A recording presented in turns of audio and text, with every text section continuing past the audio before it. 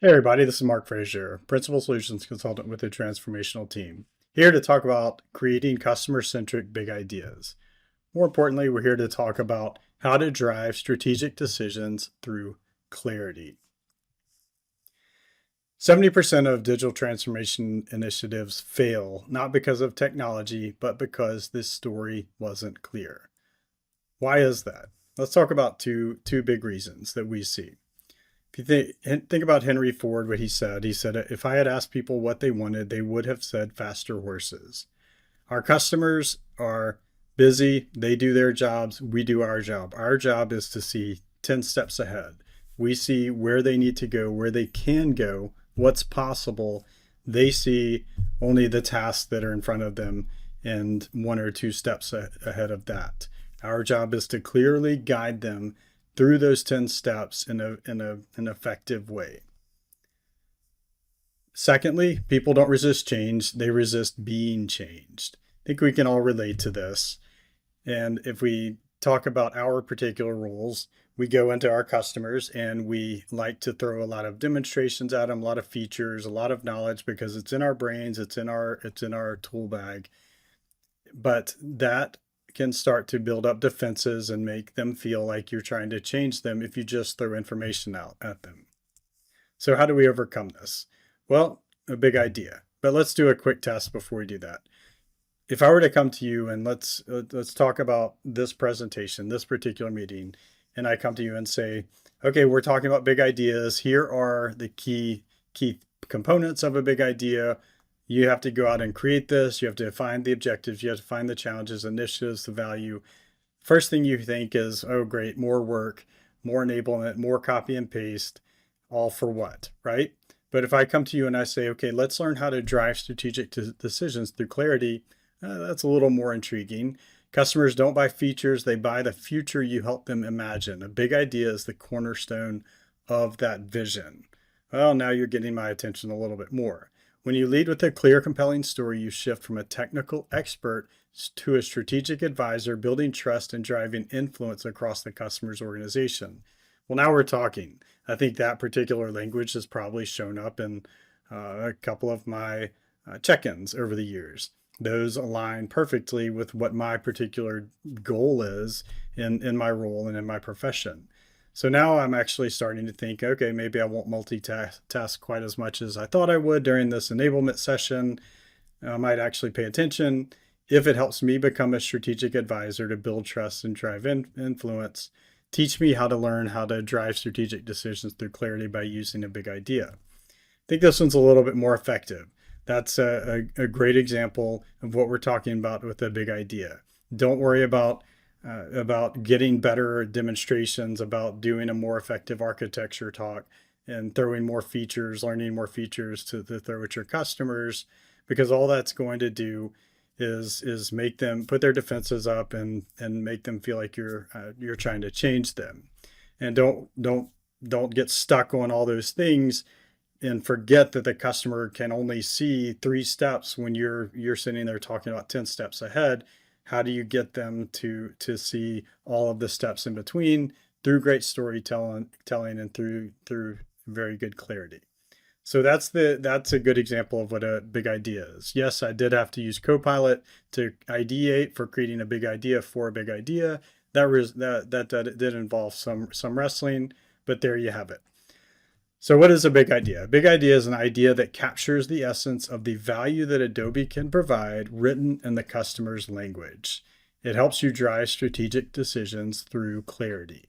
The benefits of it are it helps you align with a customer on value that can be continually referenced and ensuring that your opportunities are driving toward the common goal. You can think of it as a banner flag, if you will, throughout your customer engagement. It helps you speak the customer language. Not every customer, even within a given industry, speaks the same language, uses the same terminology. So how do you use the right terminology at the right time with the customer and at many different levels within that customer? And then most importantly to me, or one of the ways that I use it the most is ecosystem alignment. Having a big idea, a good, consistent big idea, a consistent banner doesn't just help you with the customer when you're talking to the customer, What about those times when you have to pull in a new expert SE for a demo next week or next month, whenever it is? People who are flying in, flying out, working with a lot of different customers. How do you align those people? How do you make sure that they say the things that need to be said in those particular meetings and in those engagements? Well, a big idea with a great tagline is a great anchor point, a great starting point. And I'll show you an example actually right now of how I do that. So here's where you can use a big idea. You can use it in obvious things like strat docs, roadmaps, POVs, et cetera, et cetera. But let's focus on presentation outlines and executive briefings just for a second. I have a template that I like to put into my presentations as a hidden slide, and it's solely for the purpose of aligning the ecosystem for those meetings and for those things that I was just talking about. I've done a lot of workshops this year in particular. Those workshops always involve a number of different expert SEs, digital media, and digital experience, so across the board, and not people that don't have 1,000 other things on their plate. So when I am going into a workshop, I want everyone saying the same thing very consistently. And then this example, it was a focus that we have a lot of different opportunities within Merck, but this one was focused on content. Our overarching tagline with them is lead with innovation, deliver with efficiency, and save lives. But for this particular workshop, we're focusing on content. So I wanted to focus on unlocking content agility at Merck. And most specifically from a key takeaway perspective, I wanted everyone saying that language, but I wanted them to say find, reuse, assemble, and comply. Find, reuse, assemble, and comply over and over again. And that the big idea helped underpin that. It helped reinforce all those things that I'm talking about. And by having that, it helped align the ecosystem, get everyone on board, and have everyone singing the same tune. That's just one example of how you can use it for ecosystem alignment. Another example is, I think we've all lived through this. You have an executive briefing. These two executives, one from Adobe, one from the customer, are about to meet. Neither really knows that much about each other's business. They definitely don't know all of the things that we've been talking about. So how do we create that one-page executive briefing to make sure that our executive knows exactly what we've been saying and can speak that executive's language as quickly as we possibly can? And that can result in a one-page executive briefing. Big idea is the anchor that's the cornerstone for that particular executive briefing, and all the other things just cascade down from there. And I have to mention that you probably can use it over and over and over again in TPS, because we all know that we all don't have just one opportunity for any given opportunity for whatever reason. Leave it at that. Let's move on. So creating a big idea. What does it take to create a big idea, an effective big idea very efficiently? And I like the efficiently part because yes, I actually am an SE also. I'm busy. I don't want more things to copy and paste to fill out. I wanted to create this to be as quick and efficient as we possibly can. And hopefully we will accomplish that. And you'll see that in the demonstration. But let's start with the science of it. We had to break this down to make it a science. It's basically 4 ingredients: challenges / obstacles, goals, initiatives, and impacts. Those are the 4 pieces that go into it. It's nothing more than that, but getting those 4 pieces does require some legwork. Ideally, you have a business plan of some sort that has those already in them. You don't have to. And in the demonstration, I will just show going in cold and seeing what we find. No reason not to try, right? So if you don't actually get anything meaningful, then you can fine tune those 4 ingredients to build a better cake. And the better the ingredients, the better the cake. So the more specific, the better they get. And in the demonstration, we'll see how that happens. You can start with cold, and cold means it's a totally outside in. You don't have that much information, and you have to work with that. Warm means that you have there is a lot of information. You might just be new to it. So how do you work with that? And then hot means that you are fully embedded. You've done a lot of discovery. You've had 1,000 meetings with a customer. You have a lot of data, And you can start to see how the big idea gets better and better with the more information, the better and better data that goes into the objectives, the challenges, the initiatives, and the value. So this slide shows up within the account plan. Off to the side of it is a prompt that we're going to use to actually create this with one prompt, and you don't have to go in and do all of these individual pieces. But just know that you're going to come out with a tagline, a big idea, and with the justifications and the challenge, objectives, challenges, initiative, value, the data points that were used in creating those things. And so you can take those, you can iterate with them and work through them. But focusing on the big idea here for a second, we're talking about the science, but I want to start talking about the art behind this. So you have the inability to orchestrate, blah, blah, blah, drive, self-serve, customer growth. So that could actually, this big idea could be probably somewhat repurposed and used, and all of them are going to kind of have the same feel to them. And you could probably take it and reuse it across a lot of customers. But if you take this and you throw it at a healthcare customer, for example, you'd probably get an adverse reaction to something like the customer growth. Well, they don't want to talk about customers, they want to talk patients. They, quote, don't care about revenue, even though they really do, but they like to say that they don't. So maybe not talk about revenue, find a new word for it. So that's just across industries. But within any given industry, I think pharma is an example where even within different pharmas, they have different needs, they have different challenges, they have different goals, they have a different language that they use. So even within a given sub industry, every customer can be quite different. So you have to start to get to know your customer as much as you possibly can, and then you can start iterating on this. And ultimately, you can end up with something, a big idea that doesn't even use this exact wording. It doesn't talk about is impacting ability to in order to. You can come up with something that captures the same essence, but says it in a very different way. So that being said, let's go in and let's talk about or see what this prompt does and how to use Copilot and Copilot notebooks, Copilot memory to create a big idea. We'll do it in 3 different sections. Think of it as a meter, if you will, starting with the cold, go into medium, then to hot. Cold being really outside in, coming in cold, and you may or may not have a lot of information or insight and access to the information. So you want to start off with our prompt that we have included in the account plan. So what this prompt will do is we're going to say, before you answer, ask me for the customer, then answer the following. There's a reason we're starting with that type of introduction or that first sentence, and I'll explain it in a second. First thing we'll do is we'll say, okay, get started. So in this case, I'm going to choose an account that I really have some information about. I used to support this account, so it'll help me verify it, my results a little bit.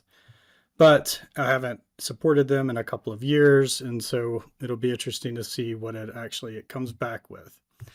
So what it's going to do is it's going to go out and it's going to generate a series or recommendations for big ideas with the logic that's supporting those. So key insights, goals, challenges, initiatives, impacts, and then variations of big ideas. So as I scroll down, I can also see some reasoning and justification that went into this. Here's the reasoning with the variations and the ideal audiences for each one of those particular variations. So this is helpful. It's a good start. One of the nice things that I can do here is I can iterate from here. I can go and I can look at the different sources to see, okay, what generated these, and it gives me a good idea of just how dated some of this information is. So this is probably the last time I supported the account, but it did also go out to other sources externally, as well as emails that I've gotten to generate these different variations for me. So it's a good start.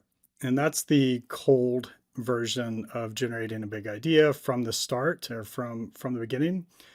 I'm going to scroll back up and I'm going to explain why I started this particular prompt with that prompt to say, before you answer, please ask me for the customer name. Reason I did that is because I want to now go in and say, save this prompt. I'm going to call this a big ideation prompt. So now this is going to go into my prompt library. And so in the future, I don't have to go find that PowerPoint and copy and paste that monster prompt. I can go into my prompt library instead and just go into the big ideation prompt and do it all over and over again for future accounts. Good. So that's the cold version of the big idea. Let's start over and let's go into something that's a little, quote, warmer, if you will. So imagine a scenario, and this isn't super hypothetical because this just happened to me, but a scenario where you are getting pulled into an account. A lot of activity has been happening with this account, and you've been asked to come support a meeting, run a 3-day workshop. So you have to really know what's going on. And you know that stuff is buried everywhere, and you just want to get your head around what's going on. Well, I can go in and I can do a big idea, and I can actually, let's use our new fancy prompt where I say, here's my big ideation prompt. And I can say, okay, let's choose that, and I'll just run that one. So in this case, we'll choose Roche, R-O-C-H, or Rush, however you're supposed to say it. Not real sure, but I'll just say it like an American. So we'll stick with Roche. So now what it's going to do, same thing it did with the Thermo Fisher, and it's going to dig into information that it's acquired or that it has access to from a Roche perspective. And you can already see that this is more up to date, probably because it's stuff that I actually have access to. There's a number of RFPs. There's a lot of things that have happened this year with Roche. So here's variation 1, variation 2, variation 3, just like we just saw with the Thermo Fisher. This one's for this particular audience, commercial operations, et cetera, et cetera. So that's a great start. So one of the nice things to do from here is to start to gather more information. If you're thinking about what you would probably do with this, is you would probably make this for your own educational purposes because the account team probably can help verify and validate this, or whoever's already working on the account. But one of the things I can do here is I can say, okay, I want to edit this in Pages. And now I can collect this into a page where I can start to say, okay, I can call somebody and say, here's what I understand about the account. Are these all on point? Does this give me a good summary starting point for where we stand and what the message is that we're trying to deliver for Roche in our upcoming workshops? And you can work on it from there. You can also go through and you can add this to a notebook, and that's our next step that we want to go into. In this case, I can say, okay, add it to a notebook, and it will pull up all my notebooks, and it's going to ask me to add it to the Roche notebook or create a new notebook. And here's the Roche one, and I can add that to the Roche notebook. And I've captured my big ideation output within the Roche notebook. So let's take that idea and let's go move that on to the next stage. One of the things that you might want to do is, as you're collecting all of this, so we can go in and we can see here's our Roche notebook. Let's go into an account, however, that I've done a lot of work on. Go into this scenario where you're just doing your daily job, same accounts, and you have to prepare for an upcoming meeting or a series of meetings for a particular topic or with a particular audience. So now within this Merck notebook, I can say, look, I have a big idea. I have an upcoming meeting. Whoops. Let me get to a different prompt and say, I have a meeting with somebody. So I'm preparing for a meeting with Abhishek Narayan Singh. I feed it his LinkedIn profile, and the global team and change in charge of content operations create a big idea for the meeting. So before I click on the enter button here, I want to actually show what this thing is working with. So it's working with the notebooks, things that I've generated in the same way I just showed you with that big idea ideation. But I tend to like to curate things, so it might not even, I don't necessarily always feed it the account plan just raw in its raw form. Sometimes I typically will distill that down into different documents. And so I generated this before notebooks was even a thing. If I or pages within Copilot. So if I were doing it all over again, this POV would probably be in there. As a matter of fact, I actually did do that. So here's my Merck POV stuff. So within all of these different pages, I have all of the information that I've curated. I distilled it down just to the most salient things because it's garbage in, garbage out. I don't want everything. I want to kind of direct it as much as I possibly can, so it's not pulling content from 2020 or content that's not relevant to what I'm doing. So that's what it's working with. I can add new materials by adding references. I can add new pages here by adding new page, but I have a meeting coming up with a particularly important person, and we want this meeting to go well. We need to create like a meeting brief and a plan for this particular meeting. So I say, okay, help me create a big idea for this particular meeting. So this is where it's important to realize a big idea is really not a verbatim statement necessarily. It's kind of the essence of what the message is. And so within Merck, for example, we do have sales plays in action for personalization, data, content. We have a lot of stuff going on. But this particular meeting is particularly focused on someone who is interested in the content operations, content supply chain. And so I fed it his profile so it can factor that information in along with everything else that's in this notebook. And it gives me a big idea. And then it gives me why it matters, that says Merck produces 90,000 pieces of content annually, et cetera, et cetera. So you can see it gets very specific, gets more and more specific and on point with the more information that you feed it. One of the things I'm noticing here actually is that it's saying that transfer Mark's content operations into an AI enabled modular content supply chain. I actually don't like that language, and maybe it's just me being kind of weird. But I actually would prefer for a much stronger language around AI.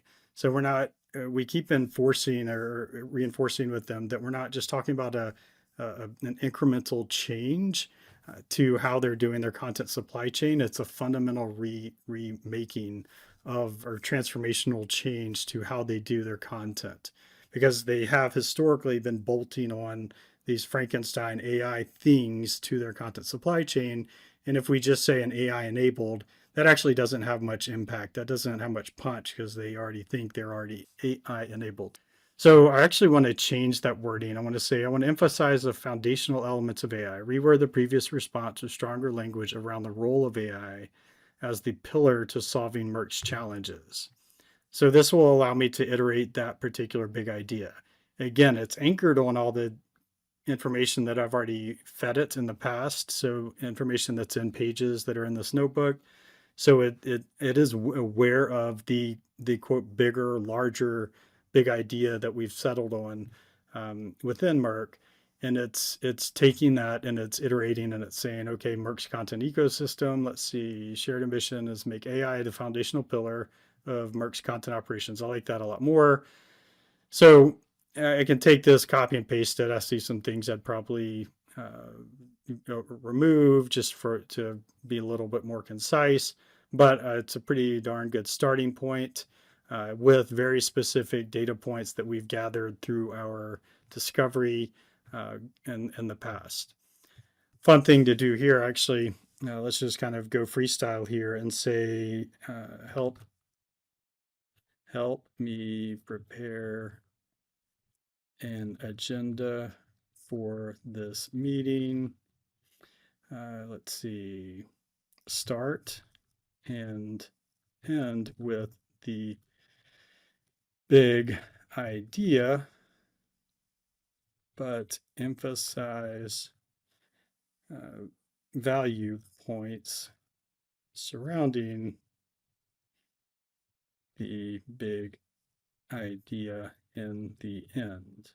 Follow a best practice narrative arc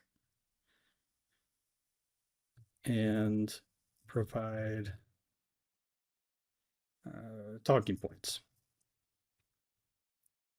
All right, so opening, set the stage. Merck's content ecosystem is constrained. Fragment, yeah, okay. Context and challenges, vision for transformation.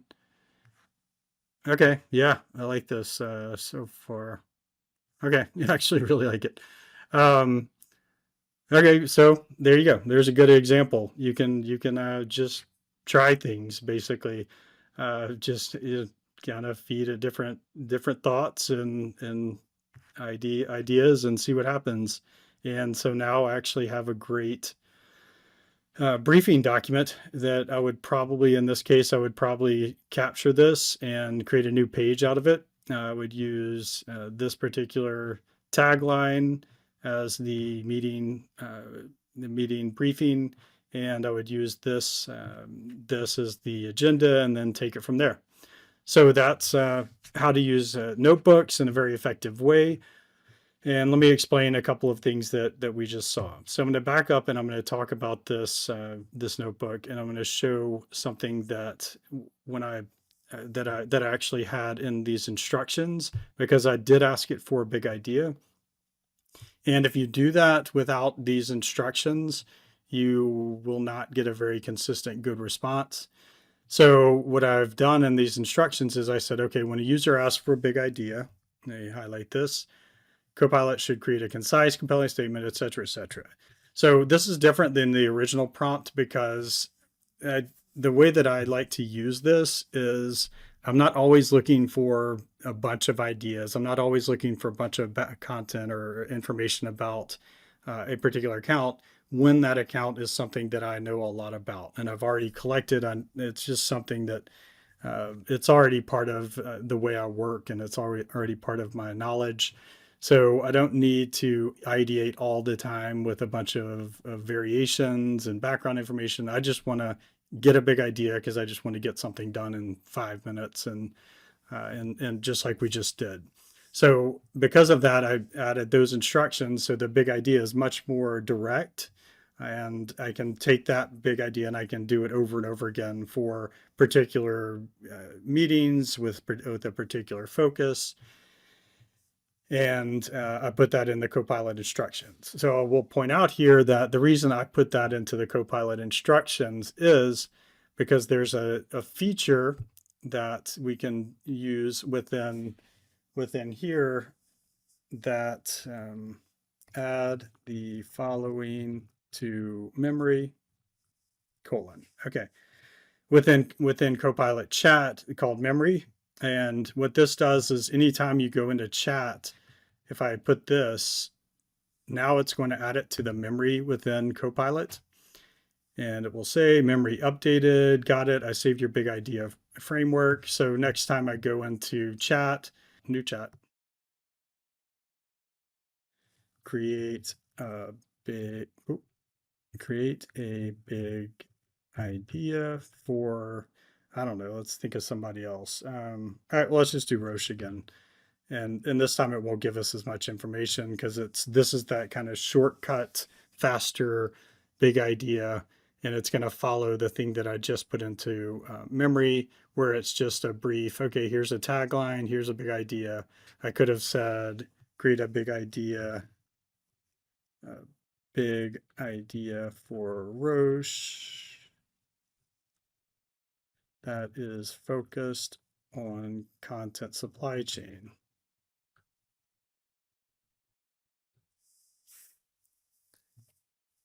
So if my upcoming meeting is very specific to content supply chain, then I can get a quick idea of what that is and use that to align my ecosystem, share this with the ecosystem, say, hey, here's what the meeting's about, here's what we're trying to say, et cetera, et cetera.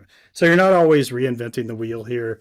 Typically, you will save this tagline, and ideally you would just use the same tagline in the same kind of in spirit of the same big idea statement throughout your opportunity, throughout your engagement with the particular account.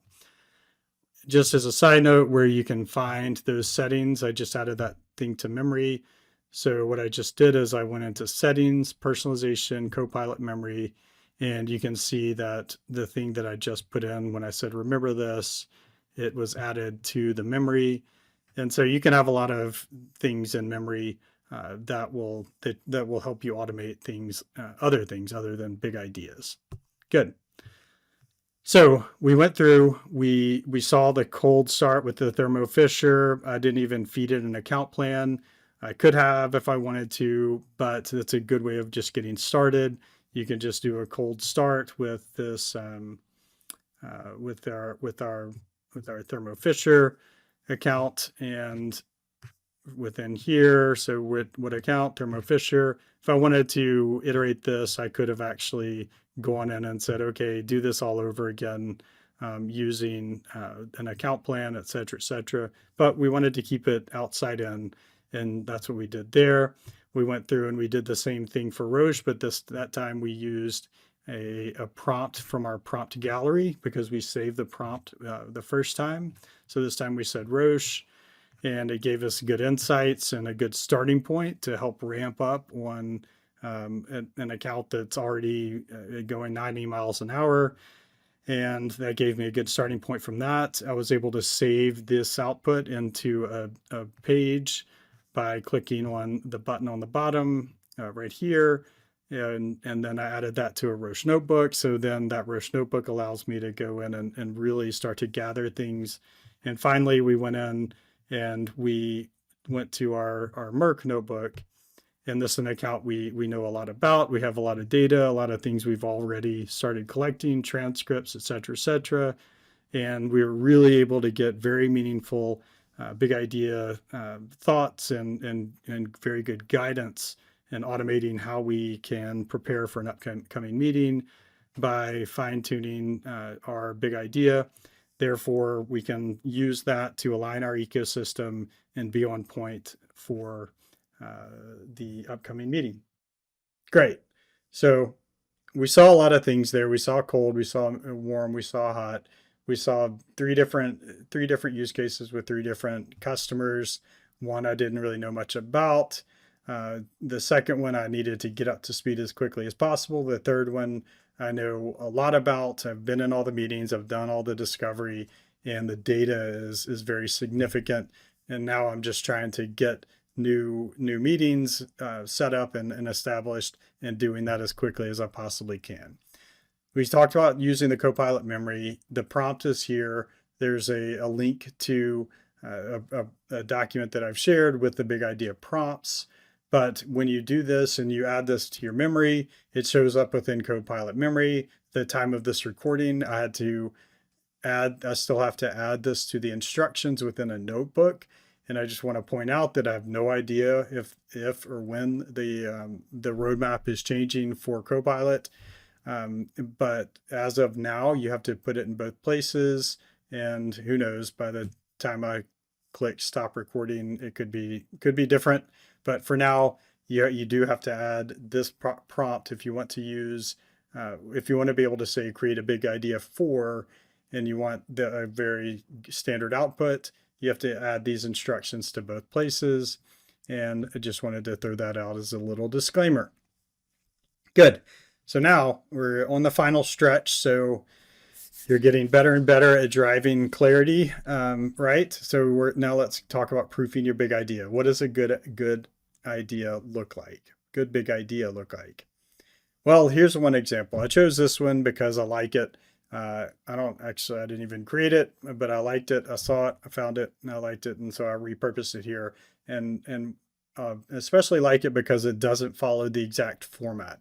Hopefully this helps illustrate that, yes, we've talked about the science of creating a big idea, but there is an art to it. Once you capture the science and you start to see what we're trying to do or how we're trying to communicate, it can take a lot of different forms.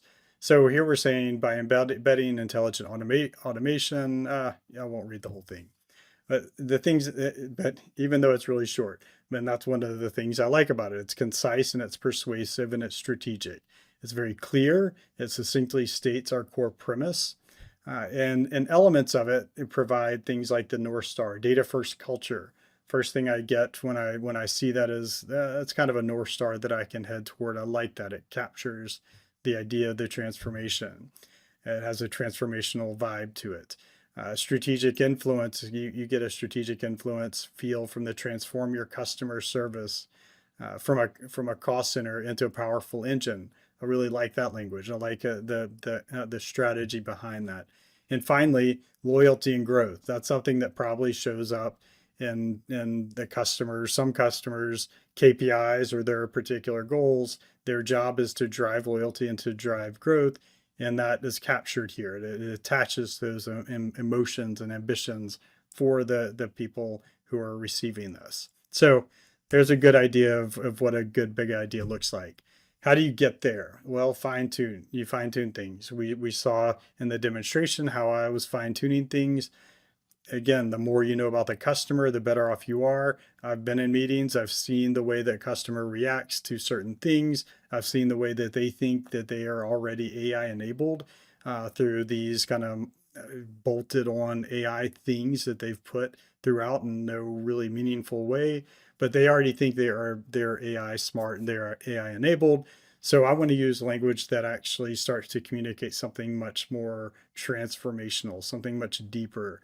So an AI driven strategy communicates that. And then ultimately, to me, I think both of these are good, but I think they're too long. So a really good modification of that is to put it into a more succinct statement that just says transform Merck's go-to-market model, et cetera, et cetera. And you see that on the bottom. That is much more consumable. That's much more usable within a strat doc, within different places. And that one really captures things without overburdening with too many words. So here's one an example of one that really says nothing to me when I first glance at it, and so I'm just going to dismiss it out of hand. It could be better. So our POV, I don't really care what your POV is. You're the vendor. That's great. That's interesting, but you're just telling me to change stuff for no apparent reason. So not very effective. Let's change that to put our tagline across the top. This is personalize, satisfy, retain the ThoughtWorks way. Well, that's actually capturing my attention a little bit better. Understand diverse customer needs to enhance the customer experience. Yeah, that's pretty cool. I like that. Then all we did there is just break it into different paragraphs, into different thoughts, and then our mutual goal is blah blah blah blah blah. So I like this one because it makes it more compelling. It aligns with the industry trends, aligns with their business issue, and aligns with the audience, and it's just more friendly to the eye. All right, so this one is very unfriendly to the eye. I think I wrote this, but I don't really care to read it again. I don't think I've ever read it, proofread it. It's obviously a little bit too long. If you look at it and your eyes glaze over, well, it's too long. So do something about that. All right, last example for a big idea test. This one looks cool. It fits the model. It looks succinct. It has your color-coded Mad Lib stuff in there, and it seems good. But you get to the modernize infrastructure and foster innovation. Well, what does that have to do with anything that we're talking about? We don't actually modernize infrastructure. Maybe you could make an argument for it. Probably not. If you did, it'd probably be too many steps in your argument, and we're already lost. So that really doesn't say anything because it doesn't really fit what we're selling. So make sure that what you're saying actually applies to what we're talking about. Seems self-evident, but just have to throw it out there. All right, so that's it. Conclusion. Let's go and think big. Let's realize that well-structured, persuasive storytelling with technical clarity and strategic business relevance can transform a technology conversation into a compelling case for partnership and change. In other words, we can help drive strategic decisions through clarity. And that is it. Thank you so much for your time. Hopefully you found that valuable, and have a good day.